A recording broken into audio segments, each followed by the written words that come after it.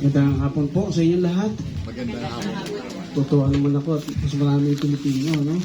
Alam foreigner. Hindi ako uobligang mag-English, no? Pero may konting English din. Okay.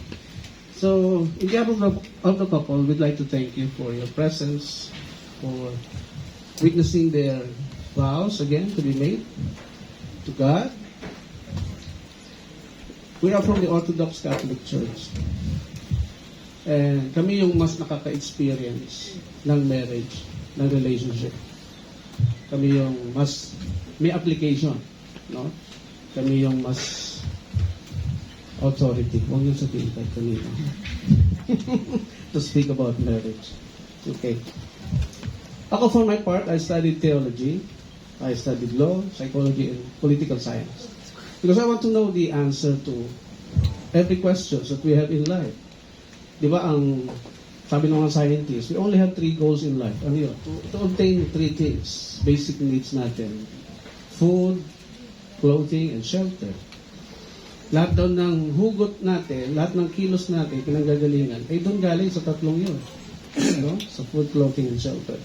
At pag hindi natin na-achieve yun, we are malfunctioning. Ibig sabihin, hindi tayo nakakaramdam ng peace of mind, hindi tayo okay, because we cannot, or we are not able to achieve all those things. Pero meron pang mas deeper doon, ano, sa pangangailangan natin, yung 3 basic needs na yun. Ang mas deeper doon, yung the fight between good and evil. Sa marriage, ang pagkakaintindi ng mga lalaki, pag nag-asawa kayo, nag-asawa tayo, ang feeling natin, we know everything. Kaya ko to. Sinalaki ako to be a man, no? So, we follow whatever we see in the society. Magpakalalaki ka. So, ang feeling ng bawat lalaki nag-aasawa is to just provide everything in the family. Just to be a provider. Kaya naman, mga ladies, wives, you feel that way, siya yung provider. Diba, no? Kaya nga pag pera nyo lang eh. No? At pag pera niya, pera pa rin nyo. Diba? Hindi nyo invento yan, feeling na yan. It was set up by God. It was put in your body by the one who created you. Sa lalaki naman, natural din yung feeling to provide, di ba? Kaya pag hindi makapag-provide yung lalaki, frustration sa kanya yan eh. Yung pumasok sa marriage, tapos dahil nandiyan si mama at si papa, may tutulong, no? Lalong problema yan pag inuwi mo pa sa bahay ng parents mo, yung asawa mo. Ang dami nang na-violate. Ang dami nang hindi nasunod. Because according sa ating mundo o sa ating society, na yung Bible ay suggestion. No? Hindi yung book of suggestions. It's a book of law. Tandaan po natin yun. Kaya huwag po kayong matakot humawak ng Bible. Dahil nauna pa yan, bago pa magkaroon ng mga religions. Okay? Hindi yan religious book. Kaya pag when you read in the Bible na wives, respect and submit to your husband, hindi yung suggestion. Talagang ire-respeto mo yung husband mo. Yan ang top 1 na pangangailangan ng bawat lalaki. Umalis ka nga lang nung walang paalam, may away na eh. Di ba, no? Tama po ba? Mag-grocery ka lang nung walang paalam, tapos sarili mong pera, mag-react ng husband kahit hindi niya pera yun. Bakit? Anong kala mo sa akin? Hindi ko kaya yung pamilya, yung pang-grocery yan. Diba? There's a feeling inside na hindi naman din natin invento. Because ganoon ang design ng marriage eh. Bakit nag-feel lang lalaki yon?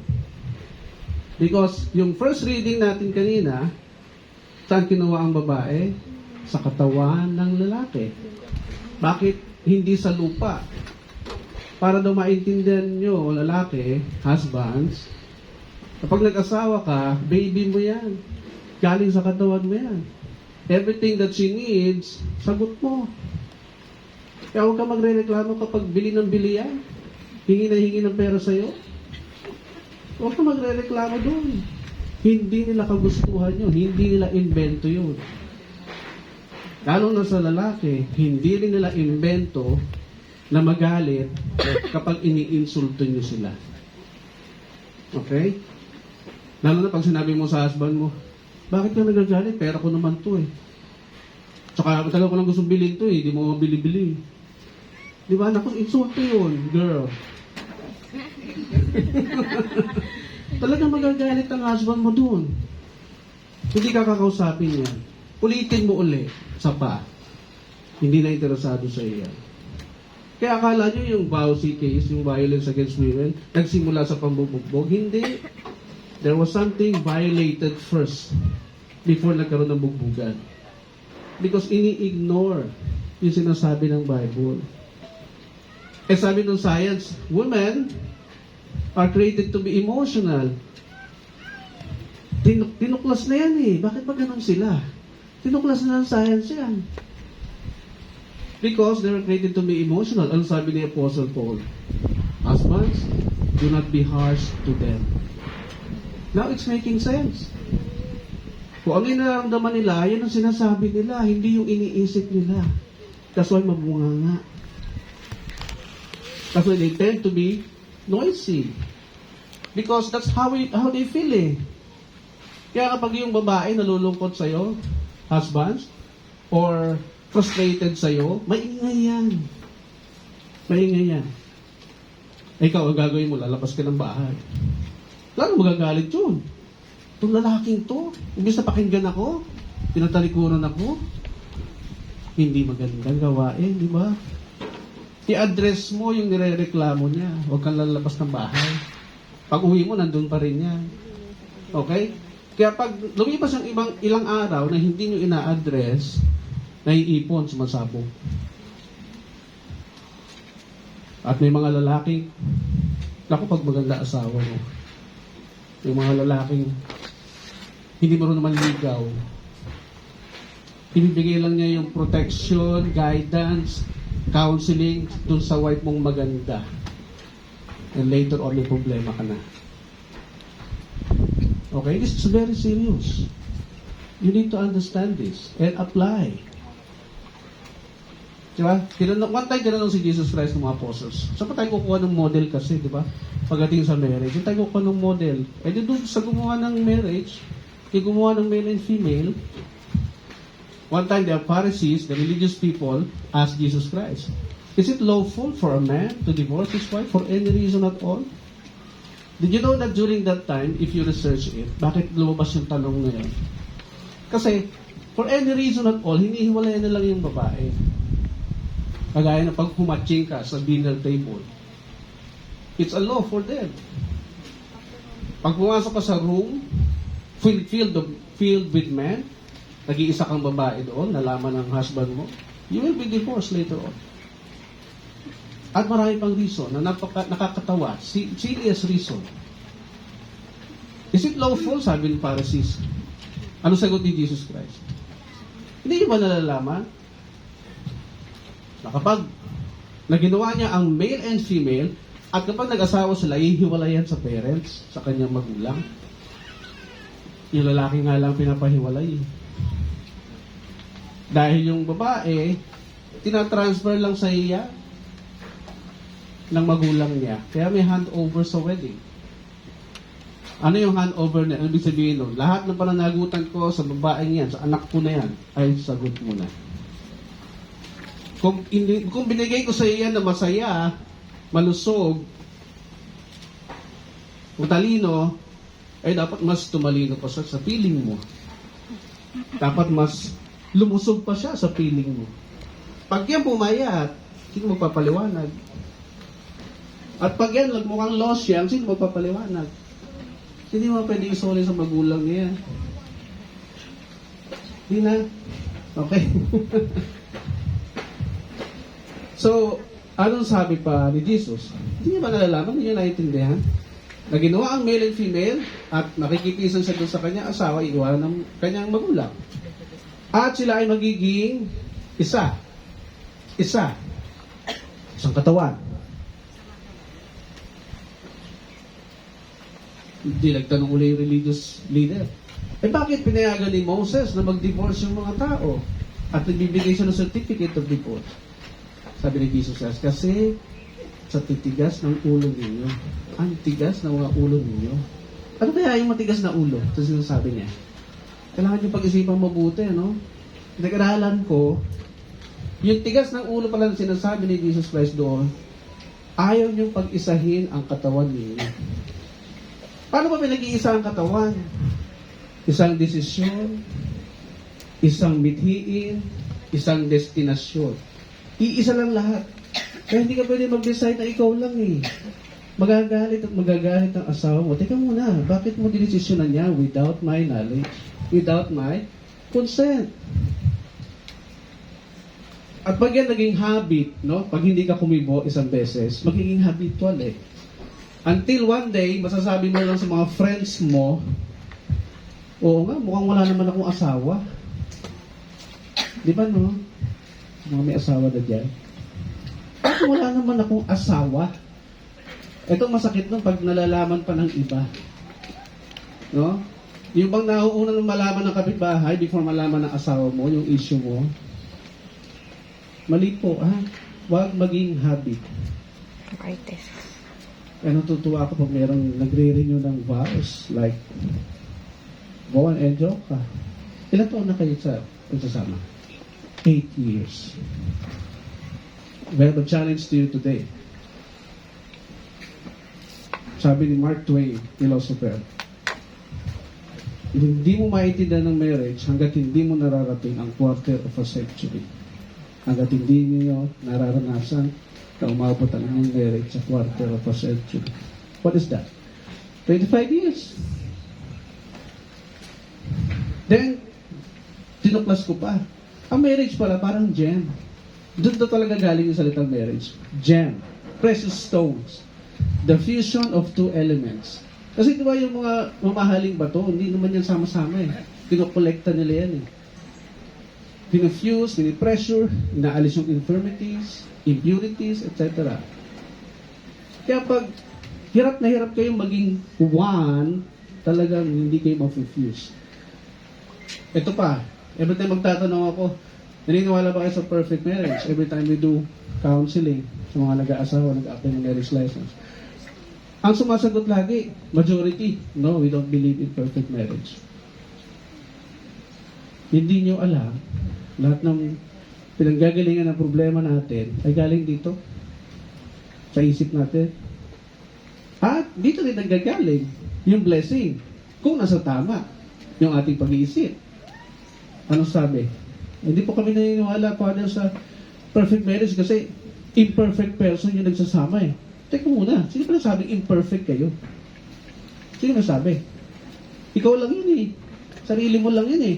But when you ask your Creator, Genesis chapter 1, everything He made was good.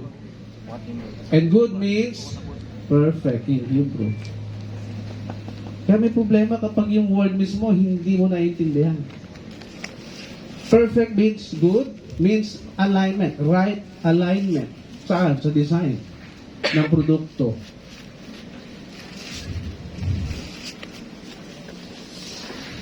Pag isayin ang katawan, isang desisyon, walang nagdi-decide mag-isa. Kaya nga, pag nag-decision mag-isa yung asawa mo, feeling mo, you were betrayed.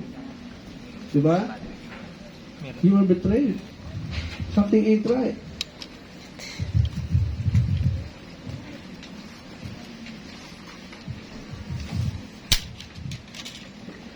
Sa last part, yung marriage, sabi ng family code natin, sa law, it's a special contract.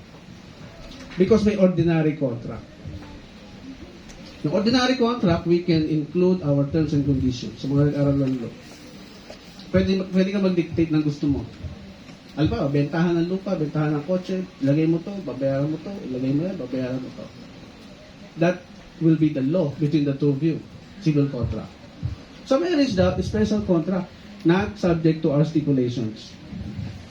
Ibig sabihin, hindi na pala tayo pwede magpasok ng terms and conditions natin sa marriage.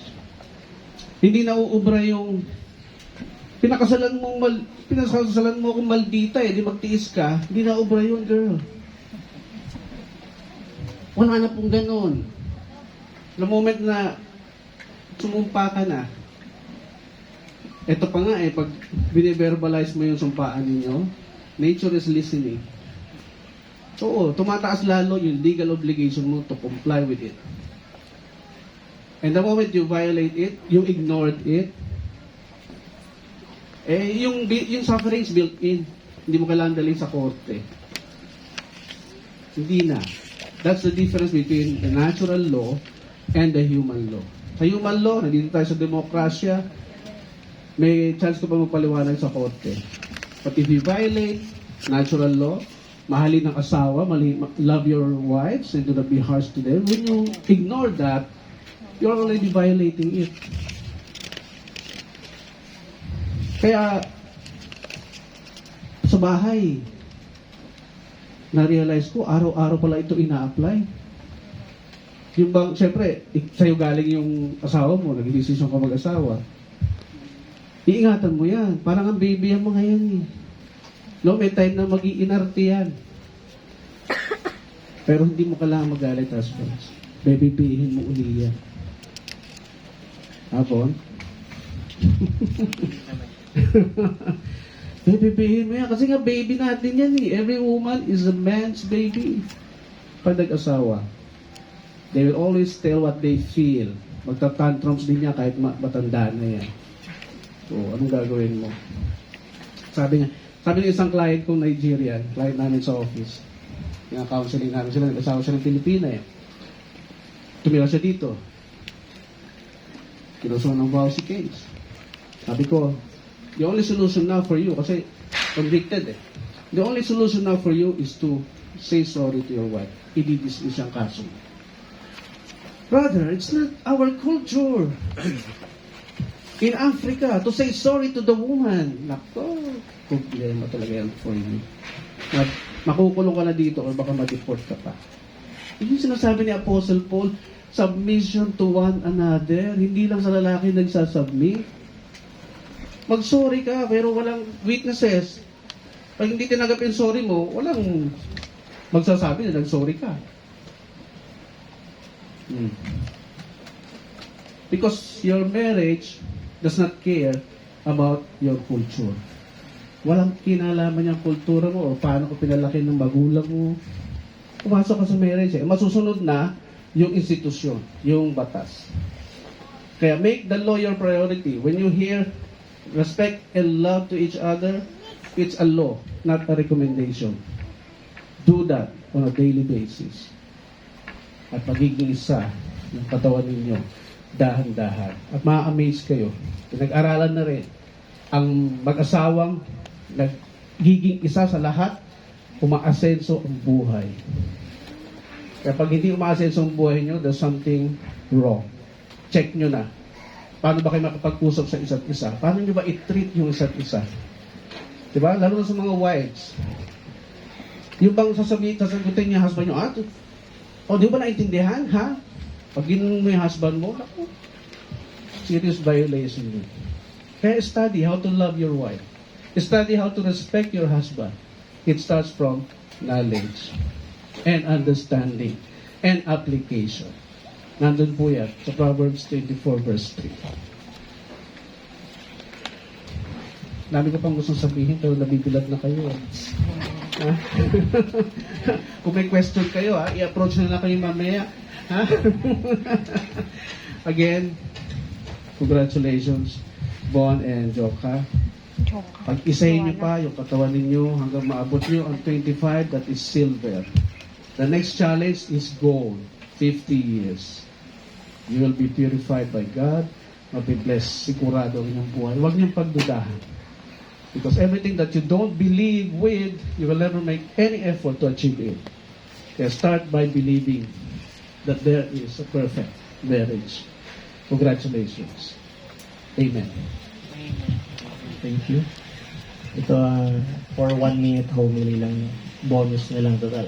Sayang na rin binayahin natin from Manila to here kung di rin ito masabi.